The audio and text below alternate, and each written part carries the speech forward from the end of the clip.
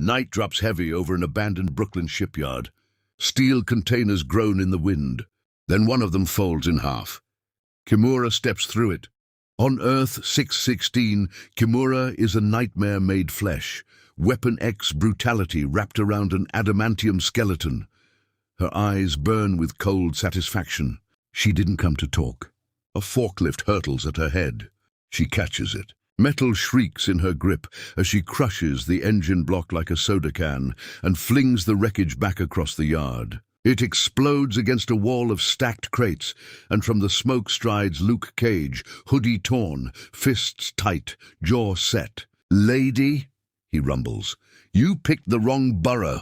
Kimura answers by charging. The ground fractures under her first step. She hits Luke like a freight train. The impact blasts dust in a shockwave that rattles windows 3 streets over. Luke skids backward, boots carving trenches in concrete, but he doesn't fall. He throws a right hook that could dent a tank. It lands flush. Kimura's head snaps sideways. She spits blood. Smiles. Her counterpunch is a piston of adamantium and rage. It slams into Luke's ribs with a crack, like cannon fire. The air leaves his lungs in a grunt. She hammers him again.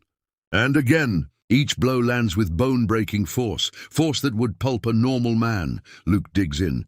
"Harder than that," he growls. He grabs her by the throat and drives her through 3 cargo containers. Steel peels open like paper. They tumble in a storm of sparks and twisted metal. Luke mounts her, fists rising and falling like sledgehammers. Each punch echoes. Each punch would shatter mountains. Kimura laughs through broken teeth. Her claws flash. Adamantium talons rake across Luke's face, sparks flying as they scrape his unbreakable skin. The sound is unbearable, like knives dragged across an iron vault.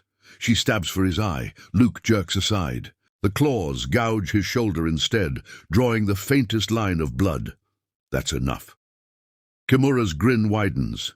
She knees him in the spine and flips them over, straddling his chest. Her fists blur. Luke's head slams into concrete again and again until the ground craters beneath him. She grips his jaw, straining to tear his mouth open to rip. Luke roars. He surges up with pure power, lifting her bodily. He leaps 30 feet straight up, then drives her down in a seismic pile driver. The yard explodes in a ring of fractured pavement. Silence. Dust drifts. Kimura rises first. Her neck twists back into place with a sickening pop. Bruises fade. Bones reset. The adamantium skeleton holds her together while her healing factor erases the damage. Luke pushes himself upright, breathing heavier now. She rushes him again.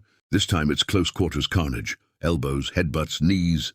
Luke shatters a crane support beam with Kimura's back. She answers by tearing the crane free and swinging it like a bat. The impact sends Luke flying into the East River in a geyser of black water.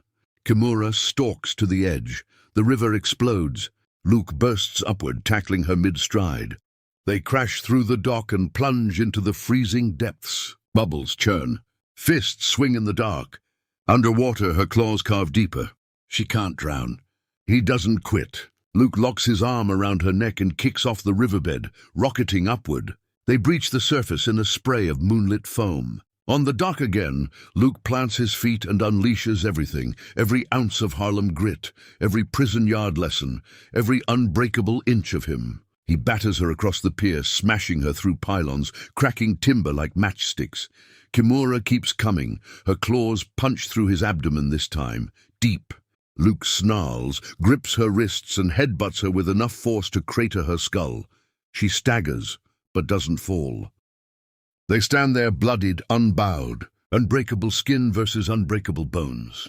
She lunge. He meets her.